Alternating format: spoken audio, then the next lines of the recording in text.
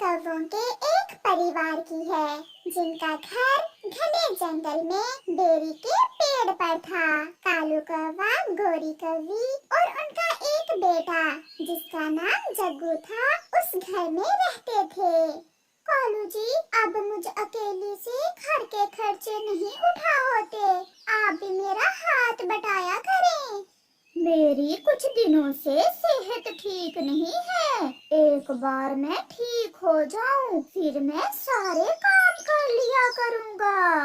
ये बात सुनते तो मुझे पूरा 1 साल बीत गया। जब भी पूछूं तुम्हारी सेहत ही खराब होती है। तो मैं क्या झूठ बोलता हूँ? बहुत से ऐसे पक्षी हैं जंगल में जिनकी पत्नियां काम करती हैं। तुम कोई अकेली काम नहीं करती हो। ऐसा कहते हुए कालू कौवा अपने घर से निकल जाता है। मम्मा, पापा हर समय गुस्से में क्यों रहते हैं? पता नहीं बेटा, मैं काम पर जा रही हूँ, आप घर में ही रहना। मम्मा, ठंड बढ़ गई है, आज रात भी मैं ठंड के कारण सो नहीं सका।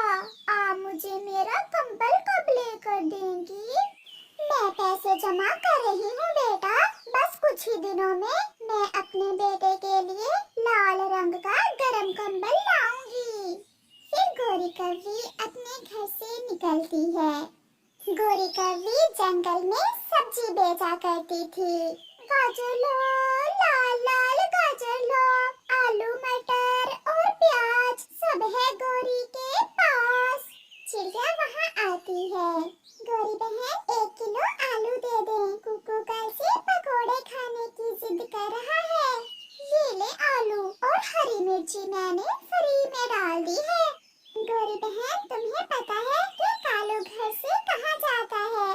मुझे तो यही कहता है कि अपने तोते दोस्त के पास जा रहा हूँ। गोरी बहन, मेरा नाम न लेना, मैंने देखा कल कालू भैया नशेई उल्लुओं के पास बैठा दारू पी रहा था। क्या? ये क्या कह रही हो चिड़िया आप? मैंने अपनी आँखों से देखा, कुछ दिन पहले कबूतर ने भी मुझे बताया था। वो तो हर रोज नशेई उल्लुओं के पास जाता है। फिर चिड़िया अपनी सब्जी लेकर वहाँ से चली जाती है।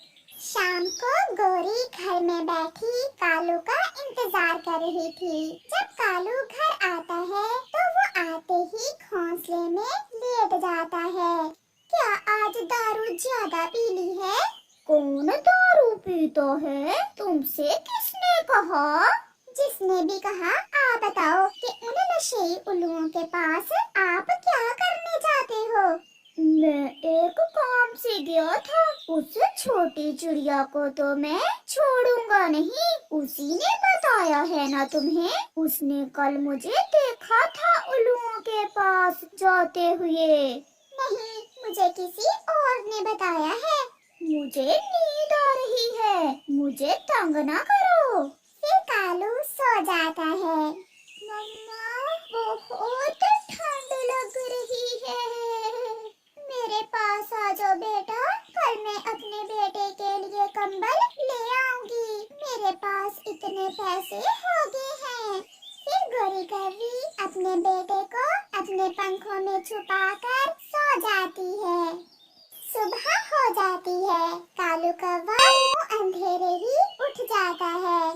आज तो उल्लू भी फ्री में नशा नहीं देगा और ये गोरी तो मुझे मांगने पर 1 रुपया भी नहीं देगी। ऐसा सोचते हुए कालू गोरी कौवी की अलमारी खोलता है जिसमें गोरी कौवी ने अपने बेटे को कंबल लेकर देने के लिए पैसे जमा किए हुए थे।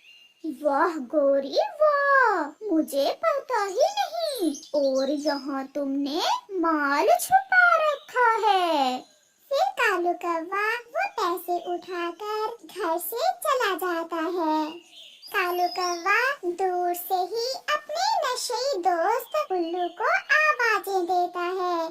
आज का दिन अच्छा गुजरेगा, लग गए मेरे हाथ, मेरी पत्नी के छुपाए हुए पैसे लग गए। बड़े खुश हो आज, क्यों बात है?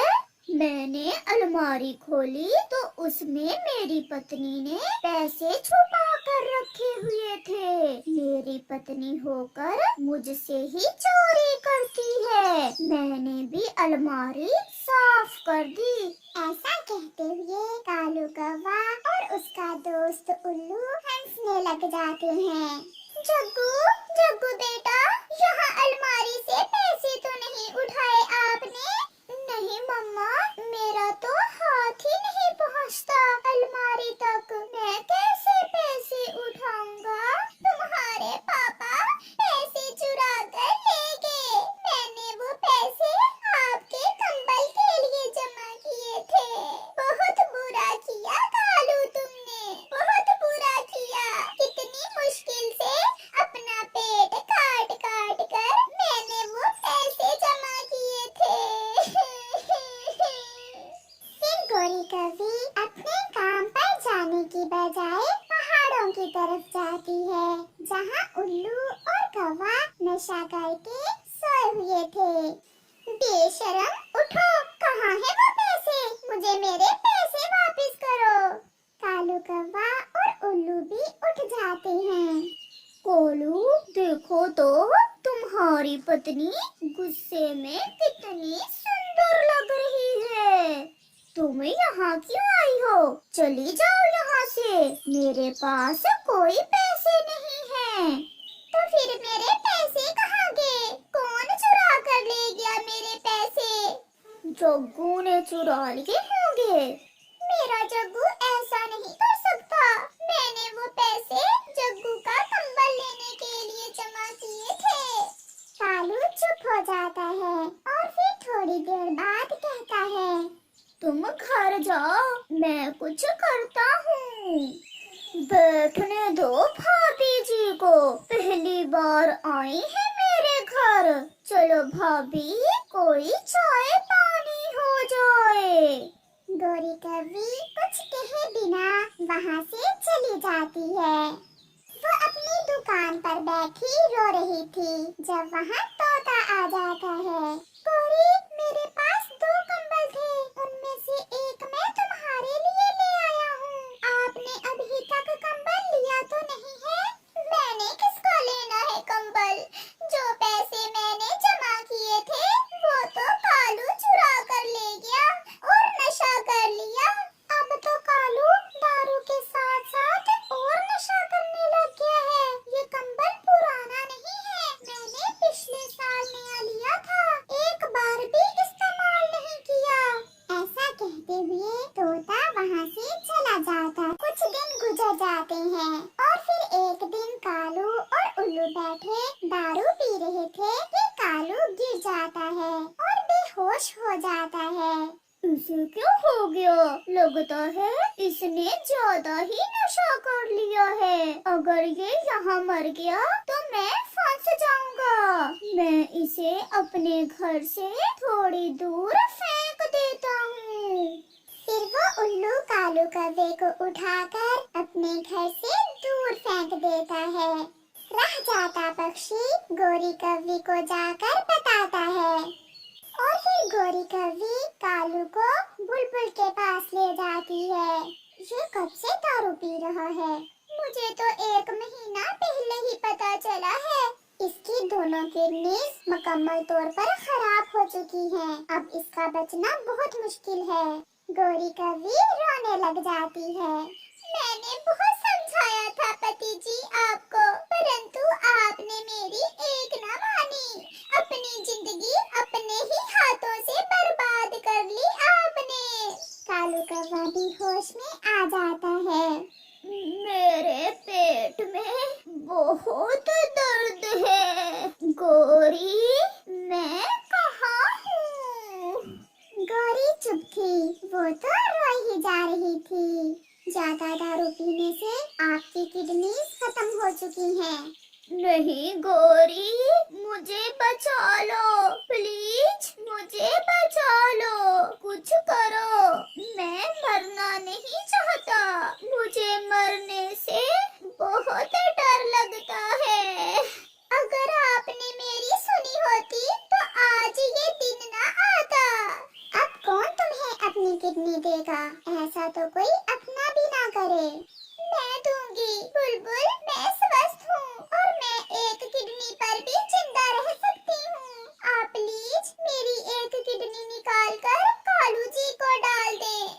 गोरी, मुझे माफ कर दो, मैं भूल गया था। मुझे बचा लो गोरी, मुझे बचा लो। फिर बुलबुल कालू का ऑपरेशन करती है और गोरी की एक किडनी निकालकर कालू के डाल देती है।